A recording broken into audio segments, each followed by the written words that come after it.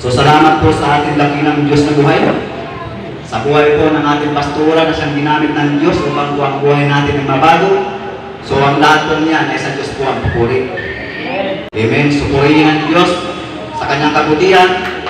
Dahil po itong oras po ito, sa panahon po ngayon bilang Kristiyano, tayo po ay patuloy na alamin kung ano po ang ibig at nais ipabot ng kasulatan ng Biblia.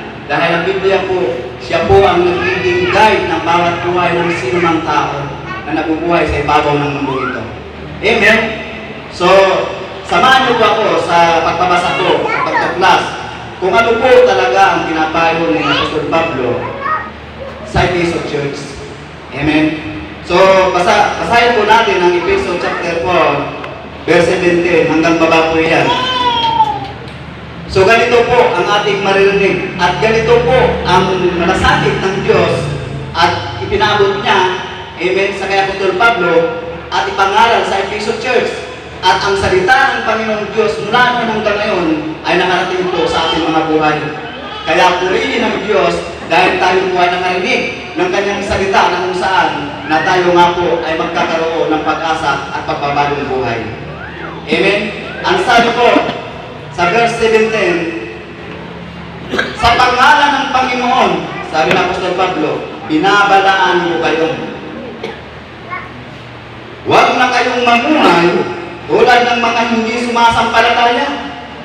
Walang kaguluhan ang kanilang iniisip, itim, at wala silang pangunawa dahil sa kanilang kamanmangan at katigasan ng ulo. Wala silang bahagi sa buhay na kaloob ng Diyos. So purihin ang Diyos sa pagbabasa ng kanyang banal na salita. Amen. Ito po ang ating narinig. Isa po ito sa pangangaral ni Apostol Pablo na ibig niyang mamuhay ang mga Kristiyano sa mga mabubuting gawain. Amen. Ito po ay makikita po natin ang malasakit ng Diyos na pinadaan kay Apostol Pablo. Amen.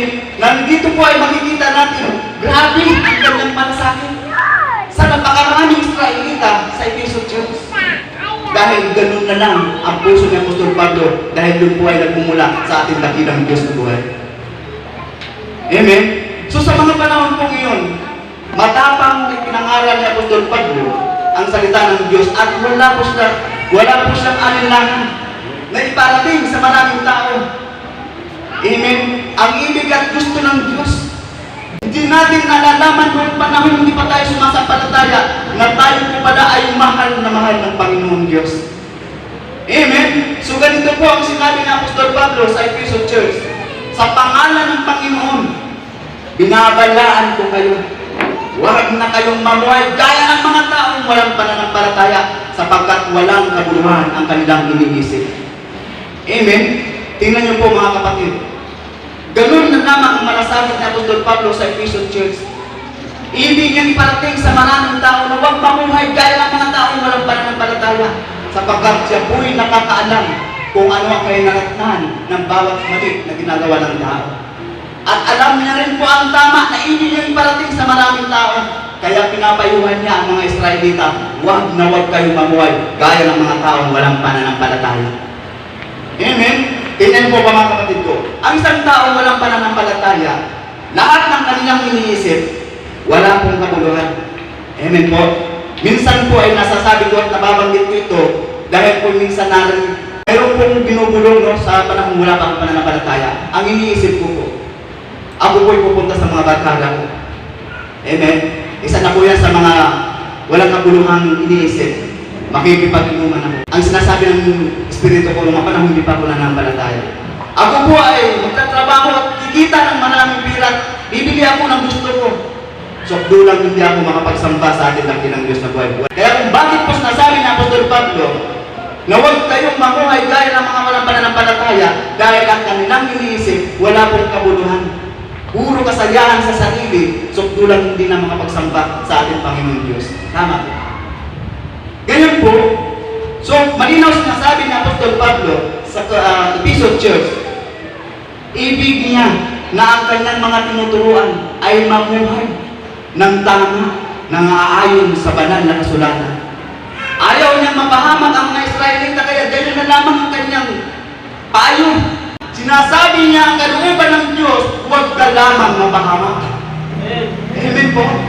Ganon kabuti ang Diyos sa buhay ni Apostol Pablo. Ganon din naman po sa buhay natin bilang Kristiyano sa Jesus is my life. Mayroon pong itinatag ang ating dakilang Diyos na buhay sa Jesus is my life forever Christian ministry. Mayroon po siyang initinayo, amen, na kanyang lingkod pagamat siya'y babae.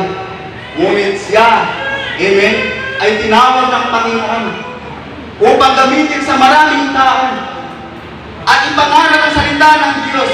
Kapatid ko, kapag narinig mo ang salita na hindi mo gusto, huwag ka sanang sumama ang loob sapagkat ito'y payo lamang para sa iyo.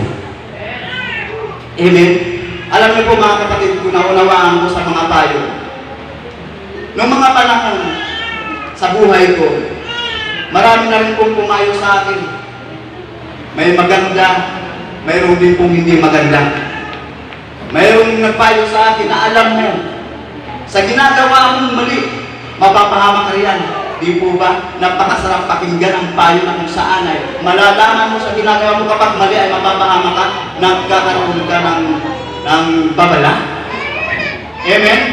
Alam niyo po mga kapatid ko, ibig ipaabot ni Apostol Pablo, sabi niya, dahil nga po sa kamangmangan at katigasan ng napakaraming tao, dahil nga po sa walang kaguluhan ang kanilang iniisip, lahat ng kanilang ginagawa ay pawang hindi kalooban ng ating Panginoon. At yan po'y nangyayari mula noon hanggang ngayon mga kapatid ko.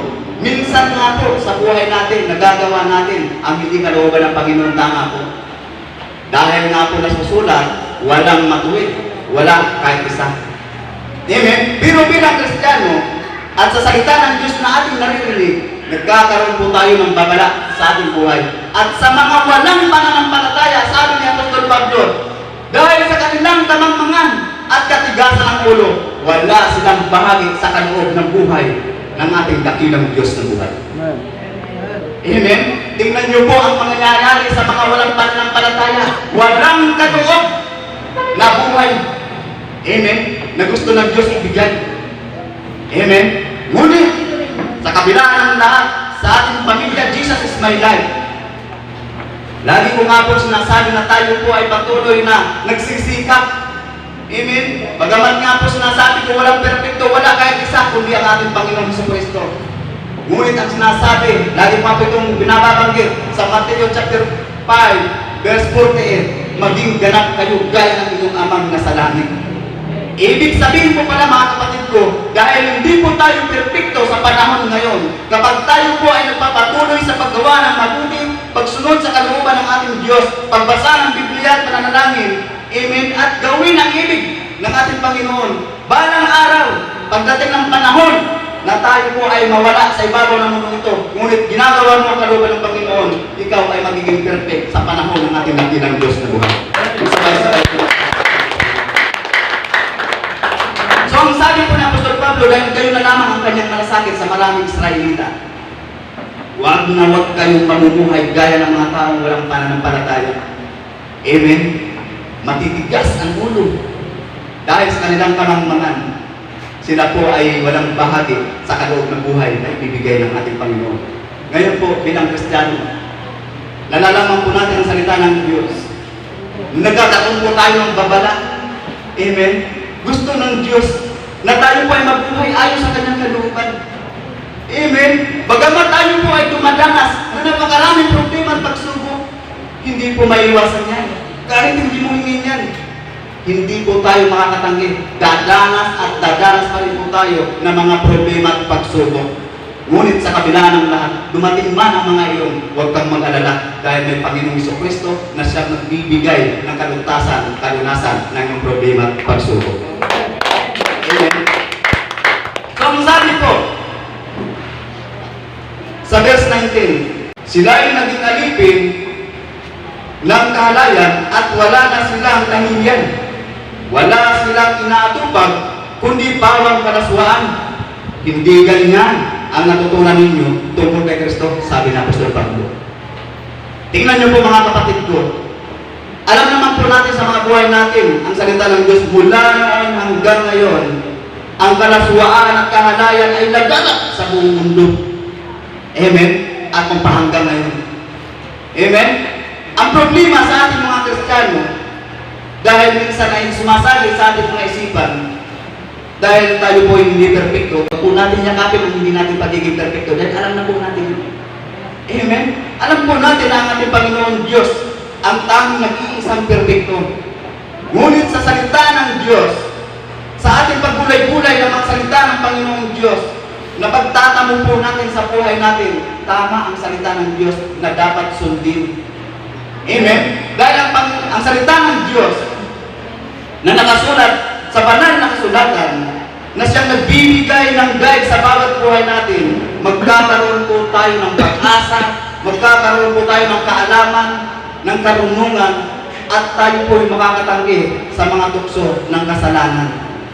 Bilang Kristiyano, punong-puno na ng kasamaan ng daigdig sa panahon ngayon. Amen? Laganat ang kasalanan, ang kalaswaan, ang kahalayan, mismo sa bahay ay nakapasok na. Amen? Pero sa ating pong mga Kristiyano sa Jesus My Life, tayo po ay binabalaan na. Amen? Tayo po ay ibig at gusto ng Panginoon na matuto sa mga salita niya upang tayo po ay malayo sa kasalanan. At tayo po ay maalis sa pingit ng kamatayan. Amen? Dahil hindi po biro ang kamatayan. Tama po mga kapatid ko. Alam niyo po sa buhay natin, dahil ang nangyari na kaganap na ito, ang karaswaan, ang kahalayan, bilang Kristiyano, sabi ng Apostol Pablo, hindi ganyan ang natutunan ninyo sa ating Panginoon. Amen? Kaya yan po, mga kapatid ko, tayo po ay nababalaan sa salita ng Diyos. Gawin natin ang ibig at gusto ng Panginoon. Amen? Pagkamat hindi po tayo perfecto, hindi po natin lubos-lubos na gusto ang kalooban ng Panginoon. Pero kapatid ko, tuloy-tuloy lang sa paggawa ng mabuti. Dahil balang araw, gaya ng sinasabi ko kanina, magiging perfecto tayo paglisan sa ibabaw ng mundo ito. Amen? Brother Sunny, lahat ba niya naman sinasabi mo, ginagawa mo? Mga kapatid ko, lagi ko naman sinasabi, gaya nyo. Nagsisikap din naman ako. Amen? Dahil ang pagsisikap, pagtitiis at pagtsatsaga, doon po ay magkakaroon ka ng pag-asa. Amen po? Kaya sinasabi ni Apostol Pablo sa mga Israelita, naghanap na ang kahalayan at kalaswaan na huwag dapat gawin ng maraming tao, lalong-lalo ng mga Kristiyano. Dahil ayaw ni Apostol Pablo, ayaw ng Diyos na tayo po ay mapahamak sa pamamagitan ng kasalanan ito. Dahil ang kasalanan ito ang magdudulot sa atin ng kapighatian. Magdudulot po ito ng kaparusahan na walang hanggan. Sa lahat pong nakakaunawa, alam ko po sa mga puso natin na tayo din naman po ay nagtsatsaga dahil tayo po nakaupo ngayon yan. Nagtitiis, nagsisikap na balang araw na magawa natin ang kalooban ng ating Panginoon. Amen? So ang sabi po rito sa verse 21, napakinggan na ninyo ang aral ni Jesus at natutunan na ninyo ang katotohanan na sa Kanya. 22, iwan na ninyo ang dating pamumuhay, ubarin na ninyo ang inyong dating pagkatao na nasisira dahil sa masamang pagnanasa. Amen? Napakinggan na po natin ang salita ng Diyos, ang aral ng ating Panginoon sa Kristo. Natutunan na po natin ang katotohanan na sa Kanya. Tama po, ang sabi ng Apostol Pablo, iwanan na ninyo ang masasamang gawa. Minsan sa buhay po natin, na hindi po natin maiwasan, no? Na tayo po ay biglang magagalit, makakapagsalita ng masama. Amen? Pero alam niyo po, hindi po ganyan ang ating natutunan sa ating Panginoon. Minsan po makakapagmura, pero purihin ang Diyos. Ang Diyos po ay pinupuri ko dahil minsan, mula nang tinanggap ko ang Panginoon ay hindi po ako nakapagmura 9 years na pong nakalipas. Amen? Purihin po ang Diyos. So dito po mga kapatid ko, wala pong maibang mapupurihan dito kundi ang ating Panginoon. Sinasabi lang natin kung ano po ang ating natutunan. At sinasabi na Apostol Pablo, amen, na ibig lamang niyang iparating sa maraming tao na iwasan na. Itakbuhin na ang dating pagkatao, lumang pagkatao, na kung ikaw dati ay nagmumura, iwasan mo na. Amen? Kung ikaw ay naglalasing, tigilan mo na. Kung ikaw ay naninigarilyo, alisin mo na. Amen. Kung nangangano niya, nagigapit pa ang isang tao, mas lalong iwasan niya. Bakit po? Sapagkat ayaw ng Panginoon na ang tao o ang Kristiyano ay mapahamak sa pamamagitan ng kasalanan. Amen. Hindi naman ibig ng Diyos na ang tao ay mapahamak. Dahil ang Diyos ay nagmamahal. Mahal na mahal ka ng Panginoon. Amen. Ganun ka po ng Diyos. Kaya kung bakit pilit kong isiksik ang aking buhay sa mga gawain ng Panginoon. Dahil ganun kabuti ang ating Diyos. Amen. Pagod minsan ako sa trabaho. Alam niyo po, nung ako po nagkatrabaho sa Santa Maria, araw-araw po, may trabaho ko, nung pagod na pagod po ako, bumabiyahe po ako ng Bataan, bumabiyahe po ako ng Pampanga, no?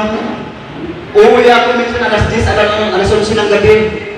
Hindi ko po hinayaan ang pagod na yan ay hindi ako makarating sa gawain ng Panginoon. Dahil mabuti ang Panginoon, naranasan ko po yun. Ganun magmalasakit ang Diyos. Naalala ko pa, alas 10 ako umuwi. Gagang ko Bataan, pagod na pagod ako. Mga kapatid ko, sa aking daraanan, wala po akong madadaan ng makakainan. Ang aking huling kain ay alas 12. Nagbuhat ako ng mabigat. Natunaw ang aking kinain. Pagdating ng alas 3, hindi po ako nakapagmerienda. Dumating po ako ng alas 6, hindi po ako nakakain. Umuwi ako, sa church pa ako nakatira. Alas 10 ng gabi, nangangatog ang ating katawan. Fasting, araw ng Sabado. Dahil fasting, kailangan ko hindi kamain. Dahil ang aking panata sa Diyos yan. Dahil yan ko po nakuha ang kalakasan na ibinigay ng Panginoon. Amen. Guys, palagpakan po natin Panginoon. Kung bakit ang tayo ng sakripisyo ng Diyos sa maraming tao. Gusto niya na mabago ang buhay ng maraming tao. Gusto niyang sumunod sa kanyang kalooban. Ang tanong, tayo po kaya ay makakasunod sa kanyang kalooban? Napakahirap sumunod, di po ba? Napakahirap. Ngunit dahil gusto ng Diyos na maligtas ka, at kung gusto mo rin maligtas, kailangan mong sumunod. Magsakripisyo. Pagkatapos po ng gabi ngayon, at kinabukasan po nung bumabalik po kami alas 5 ng umaga upang kami magpasalamat sa ating dakilang Diyos na buhay. Halos hindi ko na may taas ang aking kamay sa sobrang gutom. Amen. Hindi pa ako nagreklamo. Gutom na gutom ako mga panahon na yun. Hirap na hirap ang aking katawan. Ngunit salamat sa Diyos, lumakas ang aking espiritu. Ang sabi ng ating mahal na pastora, dahil nga po tayo fasting, mag-init ng tubig at display. Amen. Mahibsan lang ang ating gutom. Huwag lamang akong lumabag sa kalooban ng ating Panginoon. Hindi po ako kumain. Ang payo ng pastor, pinag-pray ako at pinainom ng mainit na tubig. Nagpapasalamat po ako sa Diyos nung panahon na yun. Lumakas ang ating katawan. Lumakas ang aking espiritu. Kaya pagdating ng fasting sa mga gawain ng Panginoon, hanggat ako ay may panahon, may oras, hindi ko kakaligtaan ng mga yan at hinihingi ko ng tulong sa Diyos yan. Amen. Hinihiling ko sa Panginoon na wag ako magkulang sa mga gawain. Bagamat ako walang alam, kulang ang ating mga natutunan sa sanglibutan, ngunit pinunuan ng ating dakilang Diyos ng buhay. So malinaw po sinasabi ng Apostol Pablo, ubalin ninyo ang dati ninyong pagkatao. Ang duman ninyong pagkatao, kung ikaw po ay mamamatay tao, tigilan na. Amen. Kung ikaw ay napakasamang tao, ikaw ay brutal sa buhay nito, kilir ka, grabe, warped ka, mainitin ang ulo mo, tigilan na. Dahil ayaw ng Diyos na papahamak ka sa pamamagitan ng pagkakasala. Amen. Palitan na raw po ng bago ang buhay natin. At ano po yung bago? Sa iyong pagkakilala sa ating Panginoong Jesucristo. Kung ano ang naunawaan mo at anong nalalaman mo sa ating Panginoon, siya po ay mabuti. Amen. Siya po ay mapagmahal, mapag-aruga. Amen. Gusto ng Diyos na kung anong mayroon siya, yun po ang ating dapat gawin, tanggapin sa ating buhay, mapagmahal. Amen. Tayo po ay mapagpasensya. Tama po. Sino pa dito sa ating amen na Alam na ang salita ng Diyos. Pero pag dumating sa buhay niya na naging mainit ang ulo niya at magkakaroon siya ng katunggalit, di po ba minsan naisip natin mali? Kaya nga po tayo sa mga panahon ngayon sa Jesus is my life, nakakapagsuri agad sa Diyos. Yun po ang hinahanap ng Diyos sa buhay natin. Kumbaga, sa ating pong natutunan sa ating Panginoong Kristo, hindi po natin pinamumuhay ang mali, bagkos ay patuloy po natin ginagawa at sinusunod ang kalooban ng Panginoon. Doon po tayo lumagay sa kalooban ng Diyos sa buhay natin. Amen? Dahil wala pong perfect. Tama po. Pero ang sabi ng Apostol Pablo, palitan na ninyo ng bago ang inyong buhay. Amen? Ang kalooban ng Diyos, ang kalooban ng ating Panginoon ang dapat masunod at mangyari sa ating buhay. Amen? Dahil yun po ang kalooban ng Panginoon, ayaw niya na mapahamak ang maraming tao sa pamamagitan ng paggawa ng kasalanan. Dahil mahal na mahal ka ng ating dakilang Diyos na banal. Amen? Mahal na mahal po tayo ng ating Panginoong Diyos. Ganun po tayo inabot ng ating Panginoon. Salamat sa Panginoong Diyos sa buhay ng ating pastor. Amen? Na ginamit niya hanggang ngayon sa kabila ng katikasan ng ulo natin, minsan-minsan, hindi po sa sumuko. Amen? Kaya ng Diyos, hindi sa sumuko na iparating ang kanyang kahabagan at kaawaan sa maraming tao. Ginamit niya ang ating lingkod ng Diyos sa Jesus my life. Pagamat siya'y babae, pero siya po ang pinagkalooban ng tapang, amen, na magpahayag ng salita ng Diyos upang mabago po tayong lahat. Amen. So ang sabi po sa verse 23, magbago na kayo ng diwa at pag-iisip. Verse 24, at ang dapat ninyong isuot ay ang bagong pagkatao na nilikhang kanarawan ng Diyos at nahayag na matuwid at banal na pamumuhay ayon sa katotohanan. Amen. Magbago na po ng diwa at pag-iisip. Alam naman po natin, hindi po natin maiwasan na mag-isip ng pangit sa ating kapwa. Mayroon po ba tayong ugali ganun? Minsan po sumasali sa isipan po natin yun. Pero ang sabi ng Apostol Pablo, magbago na lang po tayo ng diwa at pag-iisip. Dahil hindi po yan kalooban ng Diyos. Galing po yan sa kaawat. Amen? Sa ating buhay, hindi po tayo pinanganak upang pahirapan ng ating Panginoon. Amen? Ngunit, ang mga tao lamang ang siyang pumipili upang siya'y mahirapan. Pero tayo pong mga tag-Jesus may life na tumanggap sa ating Panginoon, pinili po natin upang tayo ay mabuhay sa Kanyang presensya. At ito po ang pagkakataon na dapat po natin ituloy. Amen? Ang ating sakripisyo, ang ating pagtanggap sa ating Panginoon hanggang kamatayan.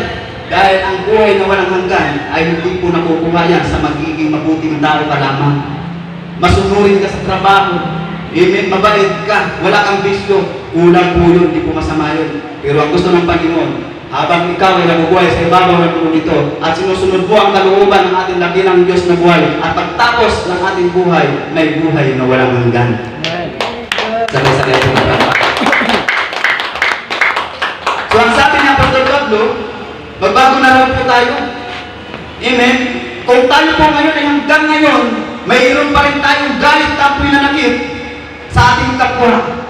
Baguhin na lang po natin ang ating pag-iisip, ang ating diwa. Amen? Dahil hindi po galing sa Diyos yan. Lalo-lalo na, kapag hindi mo gusto ang salita na narinig mo, o lalo-lalo na ang payo na parang naman sa iyo, na hindi mo gusto, tapos masama pa ang loob mo, kapatid ko, palitan mo na ang pag-iisip mo ganun. Dahil hindi po kalooban ng Diyos yan. Alam niyo po ang payo.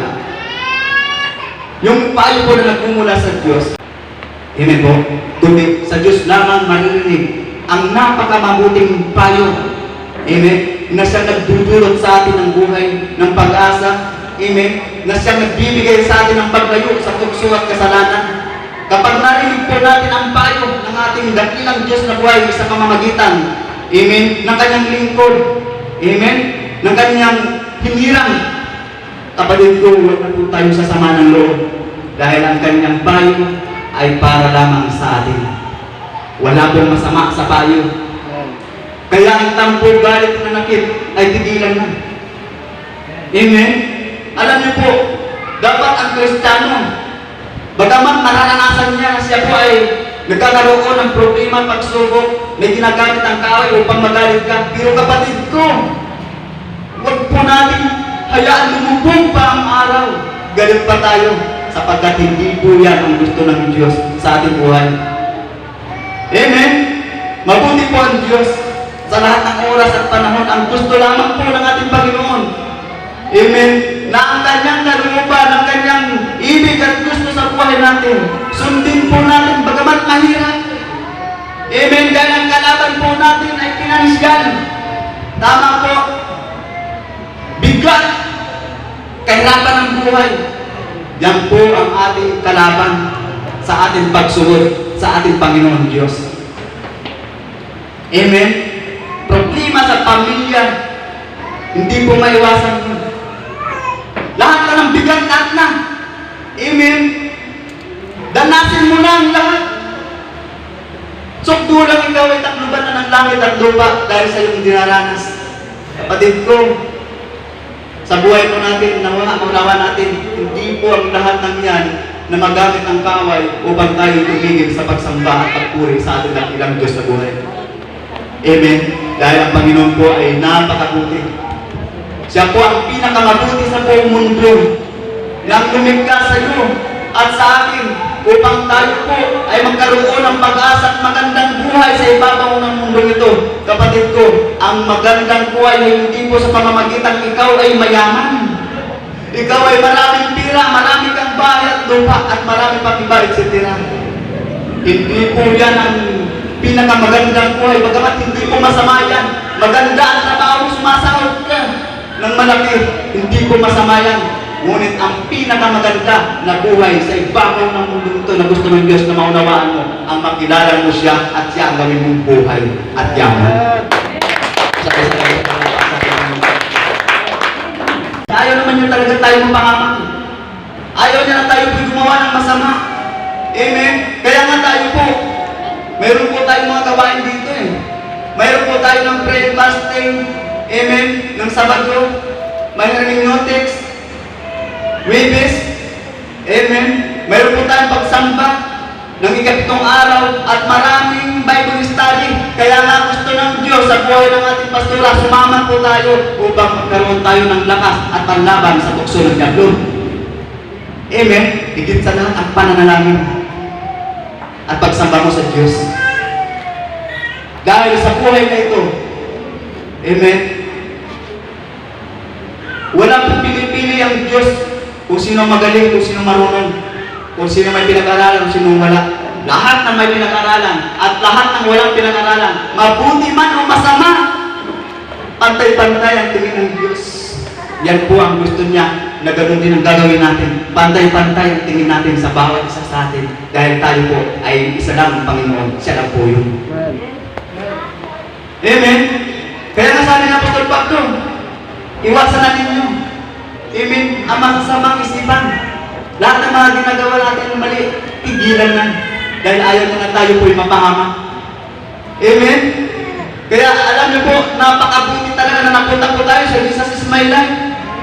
Dahil ang taga-Jesus is my life po, ipinanganak ng Diyos, nilikha ng Diyos. Amen? Pinagsama-sama iba't ibang probinsya ang ating narating. O ang ating pinanggalingan, pinagsama-sama sa Jesus is my life upang magkaroon tayo ng pusong mapagpakumbaba at mapagmahal sa ating dakilang Diyos na buhay. Palakpakan po natin ating Panginoon. Yan lang po ang ating pagmamalaki sa taga-Jesus my life dahil tayo po ay puno ng pagsunod at pagsikap. Amen? Na masunod ang kalooban ng ating Panginoon bagamat ganito lang ang ating buhay. Hindi po tayo mayamang pinansyal. Wala po naman masama sa pagiging mahirap pinansyal. At wala rin naman pong masama na pagiging mayaman. Amen? Pero mas mabuti, mahirap ka man, mayaman ka man, may pinag-aralan ka man o wala, ikaw na ang pinakaduka sa buong mundo. Ikaw na ang pinakamahirap. Mahirap ka pa sa daga, pero kung may Diyos ka, kahit mahirap ka, ikaw ang pinakamayaman sa buong mundo. Punong-puno ng pagsunod, pagsikap. Amen? Magandang kalusugan, mapugit, magaganda. Yan po ang yaman ang mayroon ng taga-Jesus my life. Alam ko po mga kapatid ko, na kayo po'y naiinitan sa panahon ngayon. Amen? Pero, alam niyo po, dalangin ko po sa pamilya ng Jesus My Life, hindi lang po ang init, amen, at tunta ko na naman, hindi lang po sa malamig, maputik ang daan, basa, ang magiging hadlang sa ating pagsunod sa ating Panginoon Diyos. Sabay-sabay na pala.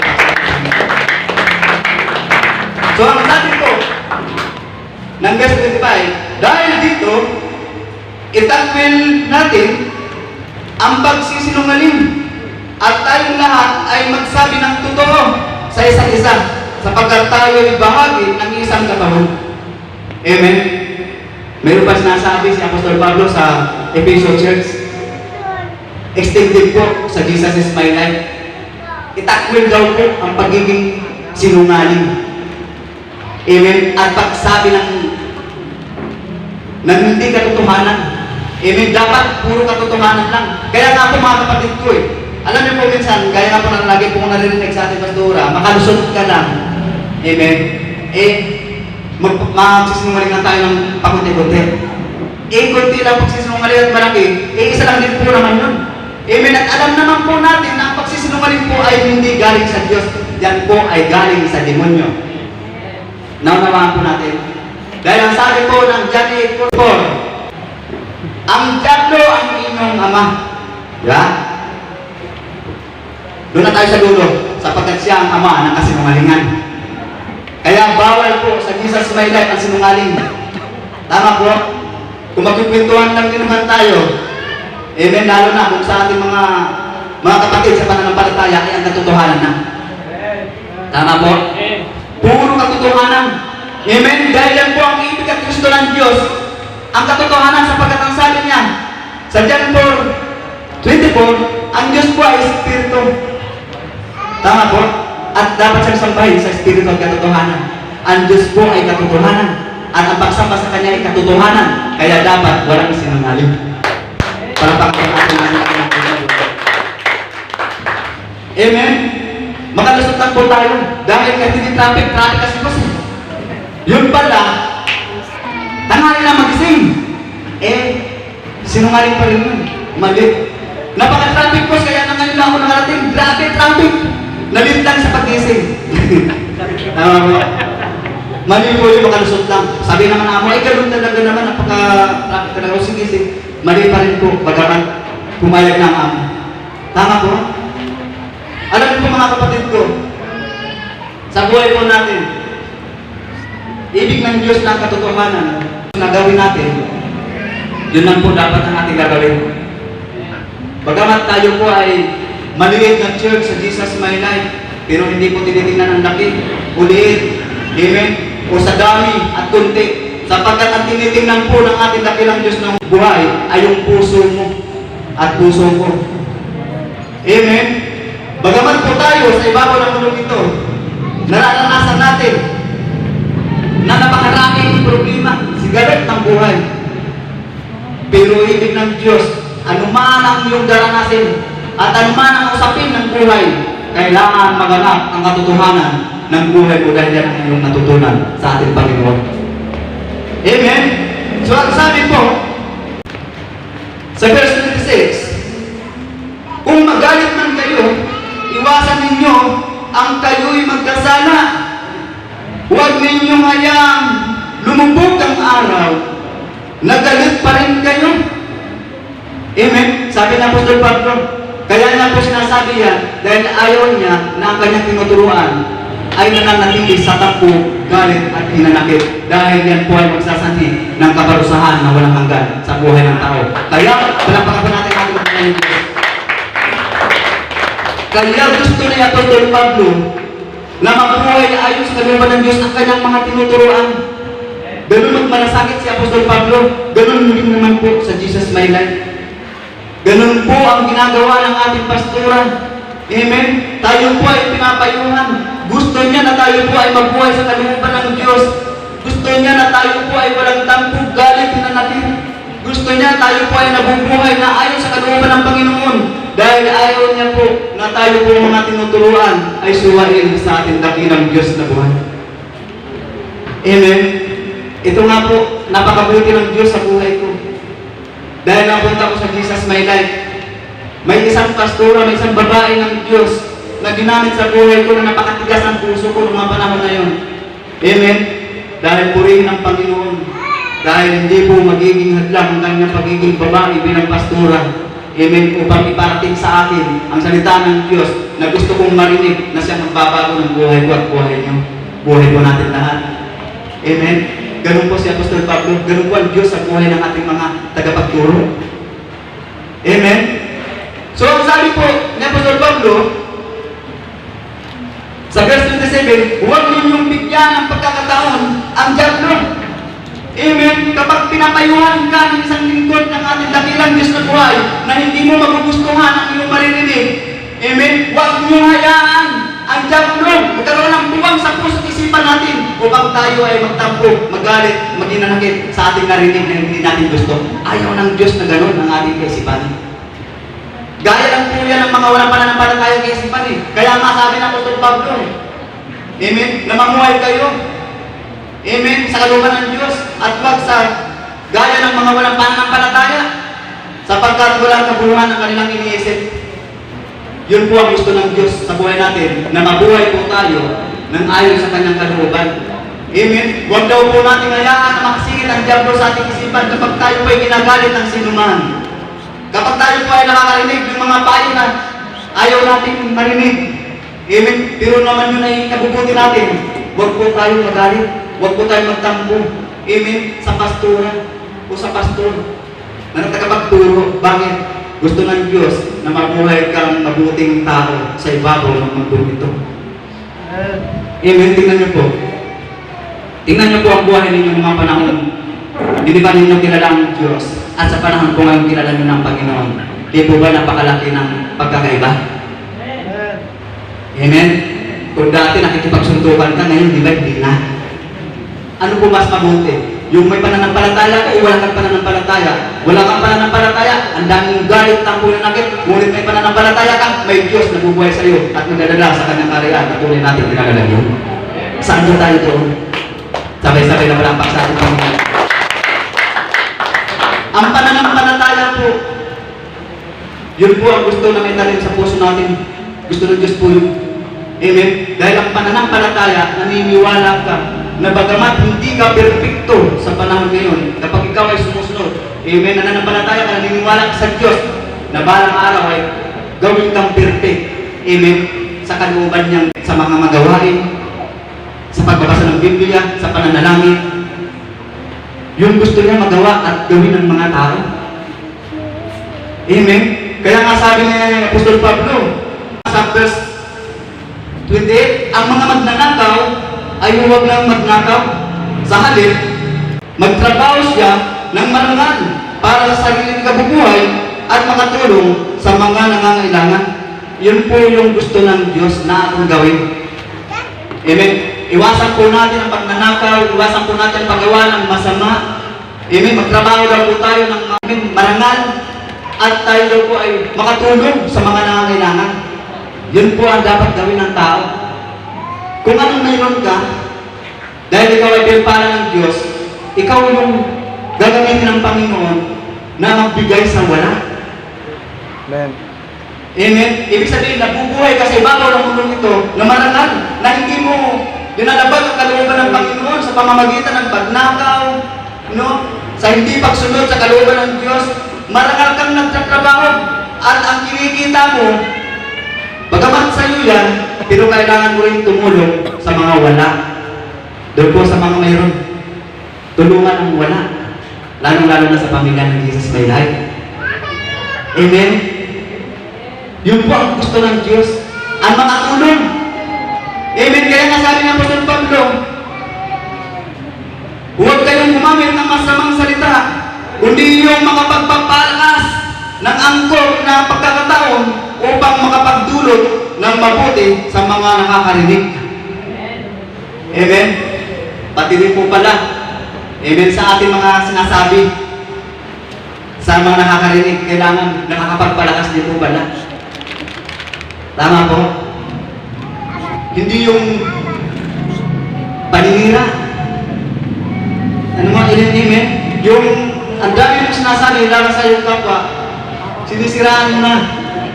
Sugdulang, naligaw na ang iyong iniisip, ang iyong pag-iisip dahil sa paninira ng iyong kapwa.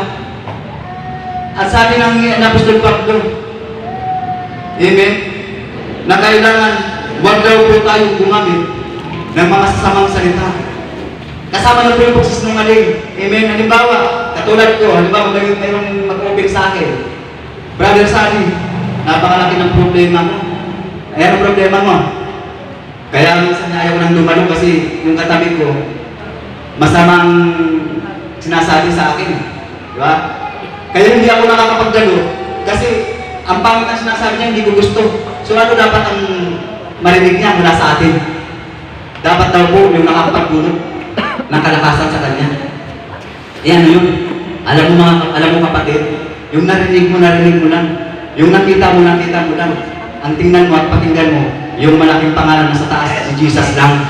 Amen? Sabi mo lang pagkasalit ng Panginoon.